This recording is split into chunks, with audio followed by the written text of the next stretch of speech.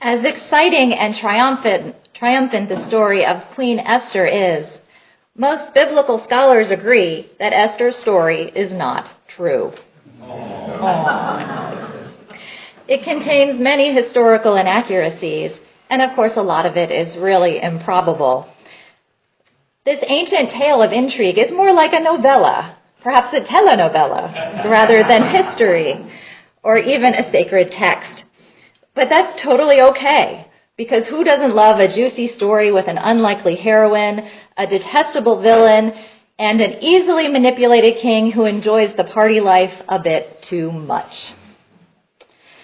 Another interesting fact about the book of Esther is that it really isn't that religious. And getting the book both into the Hebrew Bible for the Jews and the Old Testament for the Christians was not a foregone conclusion. It was really debated. In its original Hebrew form, the story never even mentions God. Queen Esther, the heroine of the Jews, doesn't seem to keep kosher, and she doesn't seem particularly observant in many other ways. She's married to a Gentile, which of course was a big no-no, and she keeps her Jewish identity secret, at least at first. But yet this story was so juicy and so good that it made it into the Bible because of its popularity more than its religiosity. And of course the story is believed to have inspired the celebration of Purim. And who would want to give up a fun celebration marked with costumes and foolishness and cookies shaped like the villain's hat? What is not to like about that? So I will tell you the story of Esther, the grown-up version this time. The book of Esther begins with a 6-month drinking feast given by the Persian king Ahasuerus for the army of Persia and Media and for the civil servants and princes of his 127 provinces. The 6-month feast concluded with a 7-day drinking feast for all people of the city and of Susa, which was the home of the king's court, and the festival included everybody, both the rich and the poor. And the king's queen, at that time named Vashti, even held a separate drinking feast for the women, and she held it in the pavilion of the royal courtyard.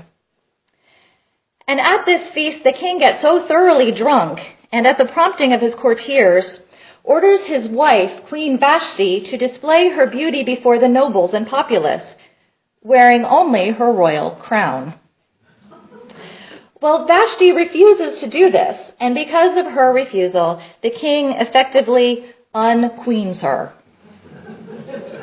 The king then orders all of the city's young single women to be presented to him so he can choose a new queen to replace Vashti, because that's what you get to do when you are king. So one of these young beauties is Esther, who is orphaned at a young age and has been raised by her much older cousin, sometimes some people say uncle, Mordecai, who appears to be on the king's court. He's a man with some status. But due mostly to her great beauty, Esther finds favor in the king's eyes and is made his new wife. But of course, Esther has a secret. She does not reveal to her husband that she is a Jew. You see, Esther and Mordecai are part of the Jewish diaspora. They are part of a cultural and religious minority within the Persian Empire, where they may be subject to discrimination, or worse, if they are too open about their religion and their ethnicity.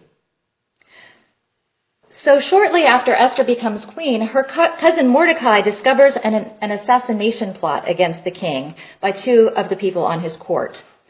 And because of Mordecai's quick reporting of this assassination plot, the plotters are arrested and hanged.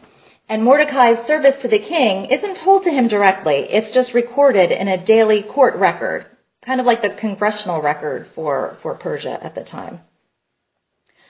And then, in the meantime, the king appoints this just plain evil guy named Haman as his viceroy, his right-hand man, his second guy in charge, who makes a lot of decisions for him. And of course, the king is not so sober all the time, so this second in command has a lot of power. But then again, Mordecai, who's always in this story, seems to be hanging outside the palace gates, happens to be there when Haman requests that because of his new status, everyone bow down to him. And Mordecai will not, refuses to do that, and immediately gets on Haman's bad side. potential reason for Mordecai not wanting to bow down, it wasn't because he had an attitude. It was because Haman was wearing a medal with an idol on it. And of course, if you are a Jew, you do not bow down to idols. So the vindictive Haman's ego is so bruised by this disrespect, he soon finds out that Mordecai is a Jew. And Haman is so evil that killing Mordecai for retribution is not enough. He plans to make sure that all Jews in the empire will be killed to pay for Mordecai's insolence. So Haman, through his little trickery and through the cluelessness of the king, gets the king's permission to execute his plan. And then to choose the day of annihilation of the Jews, Haman casts lots. And that's where the name Purim comes from. That's the Hebrew word for lots. He casts lots to determine what day all the Jews will die. And the lots tell him that the destruction should be on the 13th of the month. And of course, Mordecai, again, because he's always there overhearing things, he finds out about the impending open season on the Jews. And he puts on sackcloth and ashes, which are the traditional signs of mourning. He publicly weeps and laments, and many other Jews, when they find out about the plan, do likewise. And there is widespread penitence and fasting. So, of course, through Mordecai, the word of the upcoming annihilation soon gets to Queen Esther. Again, he is hanging outside the gates, passing notes to her. Mordecai requests that Esther go to the king and plead to save the Jews. Esther replies that no one, not even the queen, is allowed to approach the king without first being invited. And the penalty for failing to follow this rule is potentially death. So Mordecai warns her that she will not be any safer than anybody else once it's, open season on the Jews. So he tells her that if she keeps silent, she and her whole family will perish. And he suggests that, maybe there was some divine providence in putting Esther in this position, that she was maybe elevated to the position of the queen to save her people. So Esther, convinced of what she has to do, decides to fast and pray for 3 days and then risk her life by approaching the king for help. She also asks Mordecai to tell all the Jews of the city to fast and pray for 3 days together with her. So after the fasting, Esther gets gussied up and she lingers in the corridor outside the king's office. He eventually sees her and invites her in for an audience. But she's really careful not to tip her hand too quickly. She first invites the king and the evil Haman to a feast. It's been well established that the king likes feasts and enjoys imbibing. She knows the odds of him going along with her request will be greatly improved if he is wined and dined first. During the feast, Esther must sense that the king isn't quite yet buttered up enough. So she asks the king and Haman to attend a second feast the next evening. In the meantime, Haman once more is offended by Mordecai's refusal to bow to him. And he's also egged on by his wife and friends who just can't handle this disrespect. So Haman actually decides to build a gallows for Mordecai with the intention to hang him there the very next day. And in the meantime, that night the king has trouble going to sleep. And so he calls for the court's records to be read to him, which is what I suppose kings did before sleeping pills. And through the reading of the records, the king finally learns how Mordecai saved his life by revealing the plot to assassinate him. And so the king is really, impressed by this and wants to do something nice to Mordecai for saving his life. And just then Haman appears, so he must be an insomniac too. And the king asks him what he should do for a wonderful man who deserves great honor. Well, being the narcissist he is, Haman thinks the king is talking about him, that Haman is the one to be honored. So he says, I think the king should be dressed in, the honoree should be dressed in the king's royal robes and led around in the king's royal horse. And then, to Haman's horror, the king instructs Haman to render all of these honors on Mordecai. As if he wasn't angry enough. So, soon enough, it's time for Esther's second banquet. And here she finally reveals to the king that she is a Jew and that Haman is planning to exterminate her people. And the king, having been so clueless about this plot he supposedly approved, he's enraged that Haman has arranged for the slaughter of Queen and the hero Mordecai. The king then orders Haman to be hanged on the very same gallows that he had prepared for Mordecai. And then, in an interesting plot twist, we find out that the king's decrees are irrevocable. They're unable to be canceled. So to save the Jews, the king allows Mordecai and Esther to write another decree however they wish. So they decree that the Jews may defend themselves from those thought to pose a lethal risk. As a result, on the 13th of the month, 500 Gentile attackers and Haman's 10 sons are killed in the king's city. And 75,000 more enemies of the Jews are killed throughout the empire. But fortunately, it is reported that no spoils are taken. So it's all okay, I guess. Actually, this is the part of the story that makes me really grateful. It's fictional. So at the end of the story, Mordecai ends up with Haman's job, and Esther gets Haman's house. One of Mordecai's first official acts is to institute an annual celebration of the delivery of the Jews from annihilation. And this is the celebration of Purim. And that's the end of the story. So, what are we to make of this story that was written 2,000 years before even Shakespeare?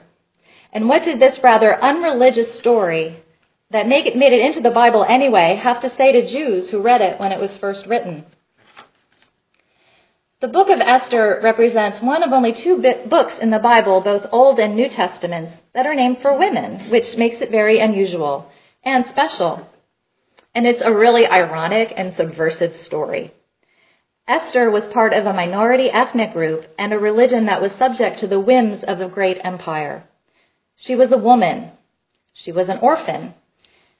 And she really didn't have much to say at all in the manner of how she became queen. She was beautiful. The king took kindly to her. End of story. But she used her own courage and wile to effectively work the system where she did not have a lot of power. And biblical commentaries that have been written about the roles of women in the Bible find a lot to appreciate in Esther's story. In a society where being queen still meant very limited access to the king, she was smart. She decided not to risk direct confrontation without first taking every single precaution she could for her own safety. She was not reckless at all.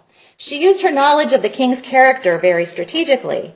The king has a history of reacting emotionally and not practicing the best judgment, so her chosen strategy was to appeal to his emotions. And Esther plays her cards well when risking a visit with the king. She lingers off in the distance, playing it cool, until he asks her in, avoiding a confrontation that could result in her death. And this particular time might have seemed like the right time to ask the king to save the Jews, but she knows that a quick decision by the king will probably result in Haman just reversing it again. So she knows that her plan has to include a plan to take down Haman. So Esther decides to lull Haman into this false sense of security by inviting him along to the banquets, so he doesn't suspect that anything untoward is going on. He has this false sense of security. And of course, the king has been wined and dined to the point that a strong emotional response from him is pretty much guaranteed. So she invites the king and Haman to this private dinner party.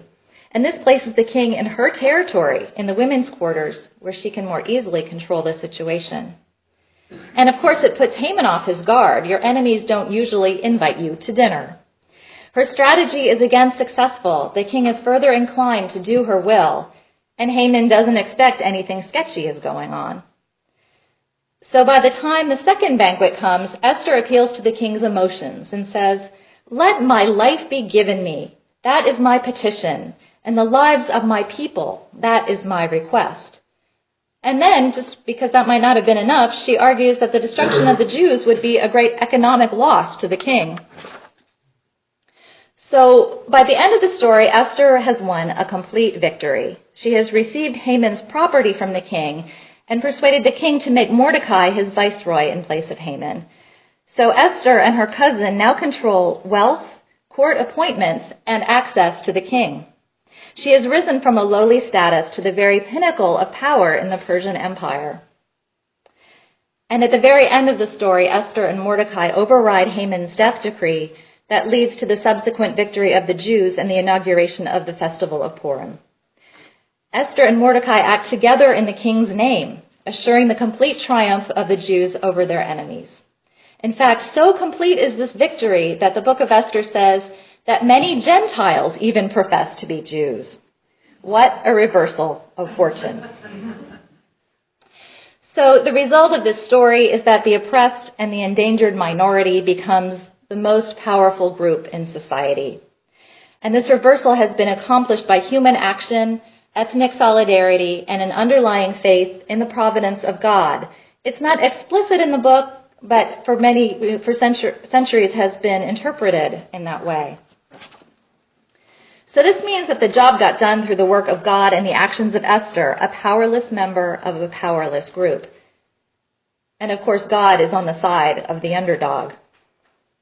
So in this way, Esther can be seen as a role model for all of the diaspora Jews who found themselves a minority status and strangers in a strange land. And perhaps this was the underlying original purpose of the Esther story, to talk about how it felt to be a Jew living in diaspora, and to talk about the ways of being and acting and coping that were necessary to give you security and give you a happy life. And Esther, the queen, by her deeds and character, demonstrates all the skills needed to survive. So fast forwarding to the 21st century, is there anything we Unitarian Universalists have to gain from this story? I find that in our religion, we also tend to root for the underdogs like Esther. And we often see ourselves as underdogs, the folks that never really fit into a more orthodox religious tradition for any number of reasons. And although we've always believed in doing good in the world, I think we're becoming more increasingly sensitive to the dehumanizing systems of oppression in our world and in our neighborhoods. The Jewish diaspora is only one example of strangers living in a strange land. And you can be a stranger in a strange land based on more than just your ethnicity or your religion. Any kind of minority or historically oppressed identity can put one into a metaphorical diaspora, making one feel far from comfort and safety, even when you're not that far from home. So that's where we come in. It's our job to not support and even help dismantle the systems that keep any minority of any kind divested of power, divested of beloved community, or safety, or hope. There are people crossing both physical borders to be in our country and metaphorical borders to be in our community, just like the Jews in diaspora. It is our job to make a comfortable and safe home for everyone. May we always love through our differences. May we always be fair. And may we always be a refuge to all. Amen.